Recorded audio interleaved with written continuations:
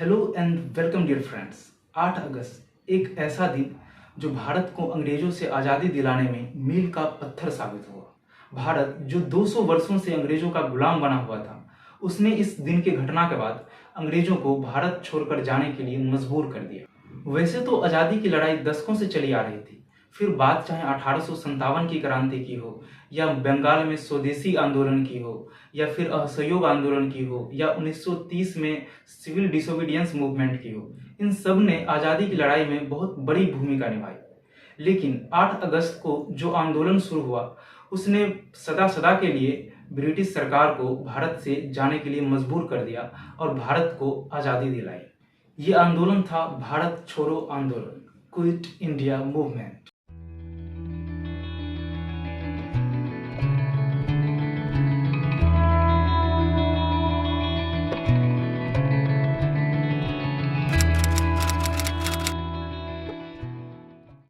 समय था दूसरे विश्व युद्ध का, जो कि 1939 से लेकर 1945 तक चला।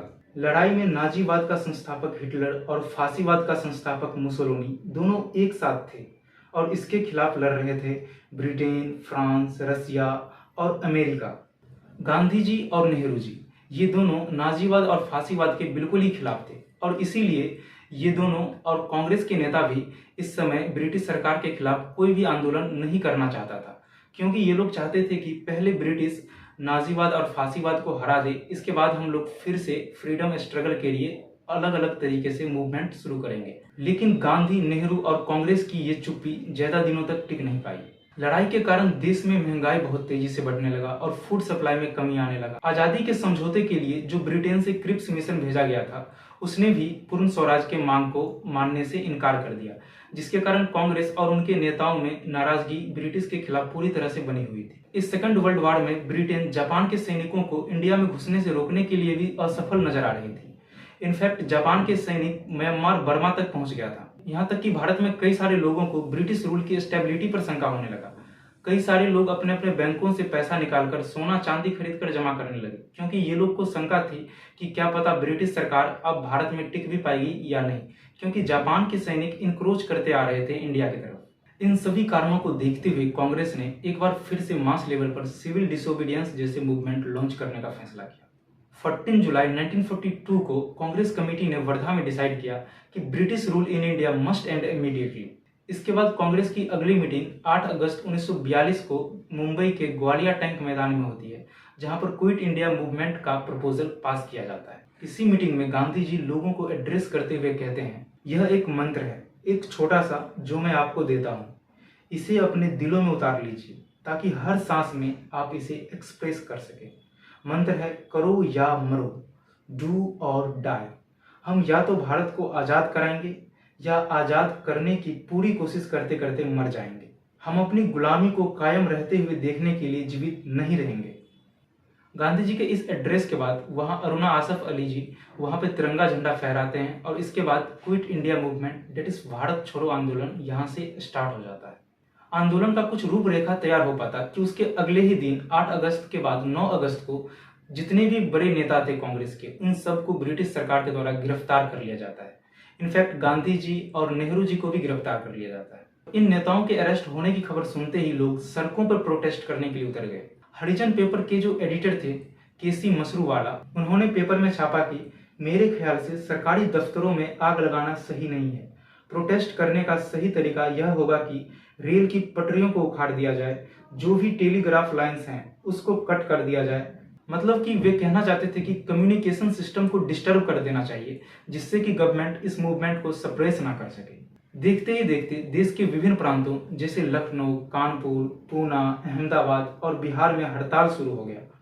11 अगस्त को बिहार की राजधानी पटना में कई सारे स्टूडेंट पटना सेक्रेटेरिएट में झंडा फहराने के लिए एकत्रित हो गए, जहां पर डिस्ट्रिक्ट मजिस्ट्रेट के ऑर्डर के बाद पुलिस ने उन पर गोलियां चलानी शुरू कर दी, जिसमें तकरीबन 7 छात्रों की मौत हो गई। और इस घटना के याद में पटना में शहीद स्मारक भी बनाया गया है। धीरे धीरे आंदोलन छोटे छोटे शहरों और गांवों तक पहुंचना शुरू हो गया और कई सारे जगहों पर ब्रिटिश का शासन कमजोर होता हुआ नजर आ रहा था।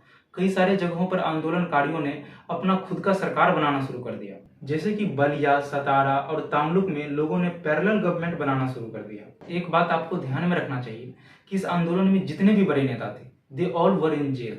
मतलब मूवमेंट को लीड करने के लिए कोई बड़े नेता नहीं थे, सब छोटे मोटे और लोकल लीडर्स ही लीड कर रहे थे। और यही कारण था कि मूवमेंट शुरू में तो अहिंसक था, लेकिन धीरे धीरे ये हिंसक रूप लेने लगी। जॉन एफ रिडिक अपने किताब the history of British India a chronology में लिखते हैं कि 9 अगस्त से 21 सितंबर के बीच लोगों ने 550 पोस्ट ऑफिस पर हमला किया, 250 रेलवे स्टेशन को डैमेज कर दिया और लगभग 85 सरकारी दफ्तरों पर हमला करके उसे डैमेज कर दिया। जैसा कि मैंने आपको पहले बताया कि इस आंदोलन का नेतृत्व लोकल लीडर्स ही कर रहे थे, जैसे कि राम मनोहर लोहिया, जयप्रकाश नारायण, अरुणा आसफ अली, उषा मेहता, बीजू पटनायक, सुचेता कृपलानी।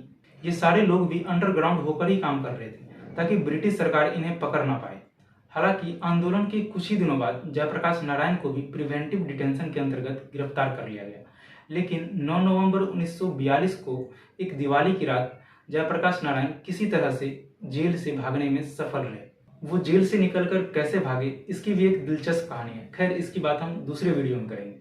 तो जेल से निकलने के बाद जयप्रकाश नारायण जी ने आजाद दस्ता नामक एक रिवोल्यूशनरी ऑर्गेनाइजेशन का गठन किया, जो लोगों को मिलिट्री ट्रेनिंग प्रोवाइड करते थे ताकि लोग ब्रिटिश सरकार से लड़ सके। आंदोलन जोरों शोर से चल रहा था। बनारस हिंदू यूनिवर्सिटी के छात्रों ने भी इस आंदोलन को गांव-गांव तक पहुंचाना शुरू कर दिया।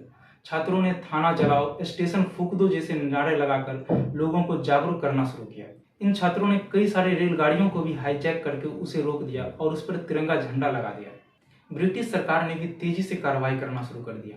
जो सस्पेक्ट नजर आ रहे थे उनको पीटना शुरू कर दिया। ब्रिटिश पुलिस ऑफिसरों ने कई सारे गांवों को आग के हवाले कर दिया। 1942 के अंत तक तकरीबन 60,000 लोगों को जेल में बंद कर दिया गया। इंडिया के वायसराय लॉर्ड लिनलिथगो ने इन सब घटनाओं के लिए गांधी जी को जिम्मेदार बताया। In fact he claim that Gandhi had invited violence. Gandhi ji ने वायसराय के द्वारा लगाए गए इन आरोपों को वापस लेने के लिए कहा, लेकिन वायसराय ने ऐसा नहीं किया। इसके बाद गांधी जी जेल में ही 10 फरवरी को 21 दिन के लिए अनशन पर बैठ गए। हालांकि ब्रिटिश सरकार पर इस अनशन का कोई भी प्रभाव नहीं पड़ा। इनफैक्ट वे चाहते थे कि गांधी जी की मृत्यु हो जाए, क्योंकि उनका मानना था कि अगर गांधी जी की मृत्यु हो जाएगी तो मूवमेंट अपने आप ही समाप्त हो जाएगा। हालांकि 3 मार्च 1943 को गांधी जी ने खुद ही अनशन समाप्त कर दिया। अगर इस आंदोलन के आउटकम की बात की जाए तो ऐसा कोई बड़ी चीज इस आंदोलन में हासिल हुआ नहीं। पिछले आंदोलनों के मुताबिक यह आंदोलन कहीं ना कहीं फेल्योर ही साबित हुआ। लेकिन एक बात तो है कि इस आंदोलन ने लोगों में फिर से आक्रोश पैदा कर दिया, लोगों में फिर से जोश भर दिया। जैसा कि नेहरू जी ने इस आंदोलन के बारे में कहा था, for the first time since the revolt of 1857 vast number of people rose to challenge the fabric of British rule in India। भले ही ब्रिटिश सरकार ने इस आंदोलन को दबा दिया हो, लेकिन इतने सारे लोगों के पार्टिसिपेशन ने ब्रिटिश सरकार की जड़ें हिला करके रख दी। और कई सारी वजहों में से यही एक सबसे बड़ी वजह थी जिसने सेकेंड वर्ल्ड वॉर के बाद ब्रिटिश सरकार को भारत से जाने के लिए मजबूर कर दिया। और फाइनली ब्रिटिश गवर्नमेंट को माउंटबेटन प्लान के तहत 15 अगस्त 1947 को भारत को आज़ादी देनी पड़ी और इसके बाद भारत आज़ाद हो गया। तो आई होप कि आपको क्विट इंडिया मूवमेंट यानी कि भारत छोड़ो आंदोलन के बारे में बहुत कुछ जानने को मिला होगा। तो डेट्स ऑल फॉर टुडे। मिलते हैं अगले वीडियो में, तब तक के लिए धन्यवाद।